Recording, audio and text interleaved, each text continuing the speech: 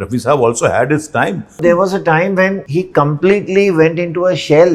तो क्या करे अभी कि सॉर्ट ऑफ डिप्रेशन में गए थे रफ़ी साहब, दाढ़ी बढ़ाई थी और फिर नौशाद साहब के पास जाते थे। मैं सिंगर नहीं बोला जी। रफ़ी साहब जैसे जिनकी दुआएं देते थे लोग, बड़े बड़े म्यूजिक डायरेक्टर्स, उनको 8 या 9 साल घर में बिठाया था। आपको एक उनकी तस्वीर बिना मुस्कुराहट के नहीं नजर आई। जो मकसद था, वो जो गाना भी गाते थे या जो भी काम करते कि उससे मैं दूसरों के कैसे काम आ सकूं। जिस इंसान का मकसद ही पूरा अपने जीवन का मकसद, अपने काम करने का मकसद सिर्फ यह है कि मैं इससे दूसरों के लिए क्या कर सकता, तो वो आदमी किसी और के काम ज़्यादा मिलने से या अपने काम कम होने से कैसे कोई डिप्रेशन में या कोई भी नेगेटिव फीलिंग और साहब का तो मेल ही नहीं था। और दाढ़ी तो आई डोंट थिंक कभी उन्होंने लाइफ में बढ़ाई थी। तो ये सारी बातें आप इंटरनेट पे अगर आप जाएं तो बहुत सारी ऐसी बातें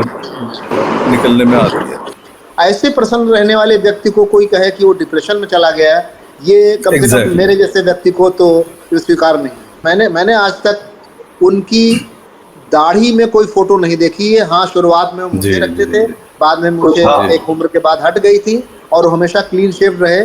मुझे तो आज तक कभी उनकी दाढ़ी मूंछ वाली फोटो नहीं दिखी। अगर किसी के पास हो तो वो सामने ला सकता है। क्या रफी साहब को गाने मिलने बंद हो गए थे? क्या रफी साहब काम नहीं मिलने के कारण डिप्रेशन में चले गए थे? क्या उन्होंने डिप्रेशन में दाढ़ी बढ़ा ली थी या संगीतकारों ने उन्हें कई सालों तक घर में बिठा दिया था? ऐसी बातें पिछले कुछ समय में सामने आई है। आज के दौर के कई गायकों ने इस तरह की बातें कही हैं। इन बातों में कितनी सच्चाई है, इस बारे में हमने रफी साहब के grandson in law mister Firoz Ahmed और रफी साहब पर पुस्तक लिख रहे music expert doctor Mahendra Pathak से बात की। इस वीडियो में आप मिस्टर फिरोज अहमद और डॉक्टर महेंद्र पाठक के साथ इस मुद्दे पर हुई बातचीत सुन सकते हैं। बने रहिए हमारे साथ।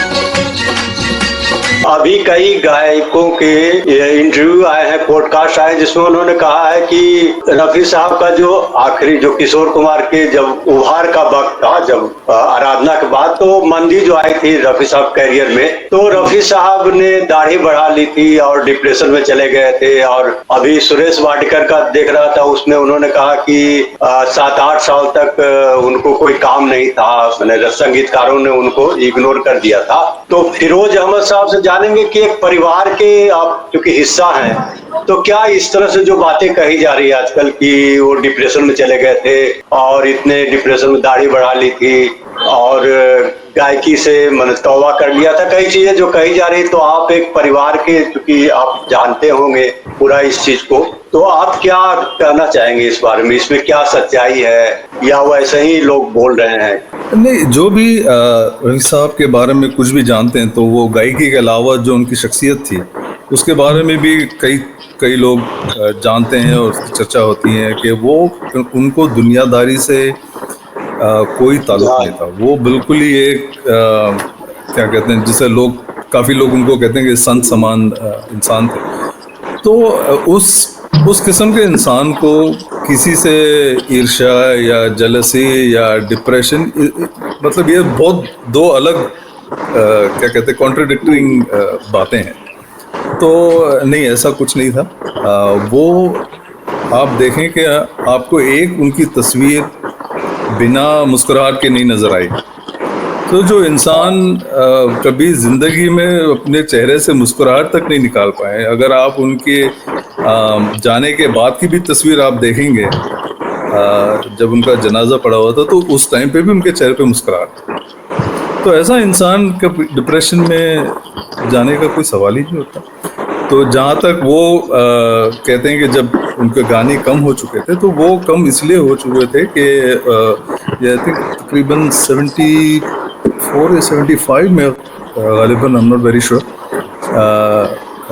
नानाबा हज पर गए थे और वहाँ पर तो वहाँ पर ज़ाहिर है कि एक दीनी, एक इस्लामी माहौल था और कई लोग थे वहाँ पर। तो उन्होंने कुछ बातें ऐसे की कि भाई ये जो आप करते हैं, ये जो आपका पेशा है, ये इस्लामी वैल्यू से मेल नहीं खाता, तो ये हो सकता है कि ये सही बात ना। तो वो चीज़ उनको बहुत ज़्यादा इफेक्ट की, क्योंकि वो बहुत ही वैसे भी बहुत ही नमाजी परहेजगार थे। तो लेकिन जब उन्होंने ये बातें सुनी तो फिर वो बहुत ज़्यादा इस चीज़ को सीरियसली लेने लगे। और फिर जब वो वापस लौटे हज से तो फिर वो आई थिंक जहाँ तक हमने सुना है फैमिली से कि वो फ़ौरन लंदन चले गए कि ताकि उनको यहाँ पे लोग कांटेक्ट नहीं कर पाए गाने के लिए, क्योंकि उनको अब वो दिल ही नहीं कर रहा था। तो आई थिंक वो कई साल लंदन में ही रखे। तो जो भी उनके असाइनमेंट्स थे पेंडिंग वो ख़त्म करके फिर वो लंदन बाकायदा शिफ्ट हो चुके थे यानी, और उन्होंने फिर गाने या प्रोजेक्ट्स लेना बंद कर दिया। तो वो उनकी अपनी मर्जी थी और अपने उनका अपना डिसीजन था वो कि वो अब गाने नहीं गाएंगे या कम गाएंगे। लेकिन फिर कई साल बाद कई लोगों ने, फिर ख़ासतौर पे नौशाद साहब ने उनको समझाया कि ये आपके जो अल्लाह ने आपको ये देन दी है, तो और आपके गाने से या आपके काम से ना सिर्फ आपका लेकिन कई और लोगों के घर चलते हैं। क्योंकि बहुत सारे म्यूज़िक डायरेक्टर्स जब आप नहीं हैं तो वो गाने ही नहीं बना रहे, क्योंकि जो आप गा सकते हैं और कोई गा ही नहीं सकता। तो वो जब गाने नहीं बनते हैं तो उतने लोगों की रोज़ी रुक जाती है। तो ये अल्लाह की देन है और अल्लाह ने आपको इस चीज़ से नवाजा है। तो अगर आप उसका एक सही इस्तेमाल कर रहे हो, वो लोगों के काम आ रहा है, तो इसमें कोई गलत बात नहीं है। ऐसे करके कुछ लोगों ने उनको उस चीज़ से समझाया, तब फिर वो जाके वापस आए। और जब आए वो तो जैसे आपने देखा कि आते ही फिर नेशनल अवार्ड्स और मतलब वही धमाके से, तो ना तो उनकी गायकी में कोई कमी आई थी, ना उनकी पॉपुलैरिटी में। अगर देखें पॉपुलैरिटी में कमी आई होती या उनकी डिमांड में कोई कमी आई होती तो इतने सारे म्यूज़िक डायरेक्टर्स उनको बार बार आने के लिए वापस बोलते नहीं। तो जब ऐसा होता है कि भाई हम खुद से ही कोई डिसीजन ले रहे हैं तो उस डिसीजन पे डिप्रेशन में जाने का सवाल ही नहीं। और दाढ़ी तो आई डोंट थिंक कभी उन्होंने लाइफ में बढ़ाई थी। तो ये सारी बातें आप इंटरनेट पे अगर आप जाएं तो बहुत सारी ऐसी बातें निकलने में आती है। हर कोई सोचता है कि वो एक एक्सपर्ट है या वो जानता है, पर कई चीज़ें उसमें सही नहीं होती है या कुछ सही होती है लेकिन उसमें थोड़ा सा वो मसाला ऐड करके वो तो जी तो और जहाँ तक के किशोरदा का सवाल है, कि साहब तो खुद उनको सपोर्ट करते थे। कई बार वो ऐसे गाने आते तो वो कहते थे कि नहीं भी किशोर से गवा। तो और वो दोनों बहुत उनकी अच्छी दोस्ती थी, बड़े अच्छे ताल्लुक थे। और किशोरदा तो उनको मतलब ऑलमोस्ट एक उस्ताद जिसे मानते थे, बहुत ही ज़्यादा इज्जत करते। तो ये बातें सही नहीं। जी नहीं, कई बार ऐसा होता है कि लोग अपनी मोहब्बत में, साहब के लिए जो मोहब्बत है, उनका जो जज्बा है, उसमें थोड़ा ज़्यादा जज्बाती हो जाता है।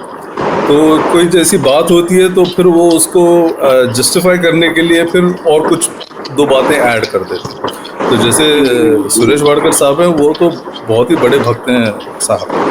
तो जब अगर उनको लगा कि भाई इतने टाइम पे उन्होंने कम गाने गाए तो जाहिर है कि एज अ फैन तकलीफ होती है। और फिर कहीं से अगर कुछ सुन लिया कि इनके वजह से ऐसा हुआ या उनके वजह से ऐसा हुआ, तो एक नेगेटिव फीलिंग आ जाती है और उससे वो बात निकल आती है। तो जितने भी लोगों ने ये सब बातें की हैं, उनका इंटेंशन गलत नहीं था। वो एक प्यार और एक मोहब्बत थी, लेकिन वो थोड़ा ज़्यादा जज्बाती होके जो फैक्ट है उससे थोड़ा सा भटक जाता है। तो कोई बात नहीं। दोनों जी, मैं एक चीज़ में जोड़ना चाहूँगा। जी मैंने कहीं पढ़ा था या किसी से सुना था कि जब HMV ने रफ़ी साहब के सैड सॉन्ग्स का एक कलेक्शन निकालना था, तो ये फोटो नहीं मिल रही थी। वो सैड सॉन्ग के कलेक्शन पे अगर रफ़ी साहब का कोई मुस्कुराता हुआ चेहरा लगाया जाएगा तो शायद वो उसके मुताबिक ठीक नहीं होगा, that will not be suitable. तो एक फोटोग्राफर को भेजा HMV ने रफ़ी साहब के घर। वो सुबह पहुंच गया और उसने सुबह से लेकर देर रात तक कोशिश की, अलग अलग पोजेज में रफ़ी साहब को बहुत सारी फोटोग्राफ्स ली, लेकिन बदकिस्मती से एक भी फोटोग्राफ में रफ़ी साहब का सैड चेहरा वो नहीं पा पाया। उसकी बदकिस्मती, क्योंकि उसने कहा साहब ये आदमी कभी दुखी दिखता ही नहीं है, दुखी होता ही नहीं है। तो ये हमेशा इसके चेहरे पे एक इसको मैं कहूँ कि नैसर्गिक मुस्कुराहट, एक नैसर्गिक बिल्कुल, हाँ। आदत जो ऊपर वाले ने उनको बख्शी थी, एक अब उसको वो एक खुदाई देन थी, तो उसको जी। उससे कोई कैसे छीन लेगा। तो जो आदमी हमेशा वो जिसको कहते हैं कि इनर मुस्कुराते। फीलिंग, तो वो जो जी, एक जी, उनका आंतरिक या अंतःहास था, अंतः प्रसन्नता थी, ऐसे प्रसन्न रहने वाले व्यक्ति को कोई कहे कि वो डिप्रेशन में चला गया है, ये कम से कम Exactly. मेरे जैसे व्यक्ति को तो स्वीकार नहीं। जी जी नहीं आप सही कह रहे हैं, वही हम कह रहे हैं कि मैंने आज तक उनकी दाढ़ी में कोई फोटो नहीं देखी है। हाँ, शुरुआत में वो मूछें जी, रखते जी, थे, जी। बाद में मूछें हाँ। एक उम्र के बाद हट गई थी और वो हमेशा क्लीन शेव रहे। मुझे तो आज तक कभी उनकी दाढ़ी मूछ वाली फोटो नहीं दिखी। अगर किसी के पास जी। हो तो वो सामने ला सकता है। नहीं हमने भी नहीं देखी है तो इसलिए हम कह रहे हैं कि वो, लेकिन वही है ना कि लोगों के वो जज्बात है। अभी देखें आप कि हर कोई जानता है इस दुनिया में कि साहब को पैसों से कोई वो ही नहीं था। कई लोगों के लिए वो मुफ्त में गा लेते थे, अपनी जेब से भी पैसे दे देते थे। तो जिसको ना पैसों से लगाव है ना काम से वो है कि भाई ये भी काम ले लूं ये भी काम, वो अपना काम दूसरों को बांटने में लगे रहते। तो उनका जो मकसद था, वो जो गाना भी गाते थे या जो भी काम करते कि उससे मैं दूसरों की कैसे काम आ सकूं। जिस इंसान का मकसद ही पूरा अपने जीवन का मकसद, अपने काम करने का मकसद सिर्फ यह है कि मैं इससे दूसरों के लिए क्या कर सकता, तो वो आदमी किसी और के काम ज्यादा मिलने से या अपने काम कम होने से कैसे कोई डिप्रेशन में या कोई भी नेगेटिव फीलिंग और साहब का तो मेल ही नहीं था, दूर दूर तक। मतलब वो हमेशा अपने में इतने खुश और संतुष्ट जैसे बोलते हैं ना, सेल्फ सेटिस्फाइड और कंटेंट, वो हमेशा था। और दूसरी बात ये है कि 69 के बाद उनको 2 फिल्म फेयर अवार्ड मिले। तो अगर जो जिस तरह से लोग कमेंट कर रहे हैं, और नेशनल अवार्ड भी जी, नेशनल अवार्ड तो मिला 2 फिल्म फेयर अवार्ड भी मिले 69 के बाद। जी और मुझे लगता है कि अगर खुदा उनको सलामत रखता 80 के बाद भी, तो 2-4 अवार्ड और भी इस तरह के जरूर आए होते। एनीवे, खैर जी बिल्कुल नहीं। और आप ये देखें जैसे उनको जब पद्मश्री भी मिला था, तो जैसे उनको पद्मश्री मिला और वो बाहर आए तो लोगों ने इंटरव्यू किया कि आपको कैसे लग रहा है कि अब कोई भी आप देख लें, किसी को भी कुछ अवार्ड मिलता तो वो कहेगा कि भाई नहीं बड़ी खुशी है, मैंने इतनी मेहनत की या मैंने ये किया वो किया। उनका जवाब क्या था? वो कहते हैं मेरी ये ख्वाहिश है कि ऐसा अवार्ड सबको मिले। क्या बात है। तो इस किस्म का इंसान जो हर वक्त लोगों के बांटने की सोचता है, उनके कंटेम्पररीज भी हो या उनसे बुजुर्ग हो या उनके नीचे हो, जो भी हो, वो हर वक्त उनका जो एक इंटेंशन था, जो नीयत हमेशा ये थी कि दूसरों के लिए मेरे तरफ से क्या हो सकता है। तो ये बहुत ही गलत बात है जी। तो दोस्तों, आप इस बारे में क्या सोचते हैं? अपनी राय आप कमेंट बॉक्स में जरूर लिखें। अगर यह वीडियो पसंद आया हो तो इसे लाइक और शेयर करें। मिलते हैं अगले वीडियो में, तब तक के लिए नमस्कार।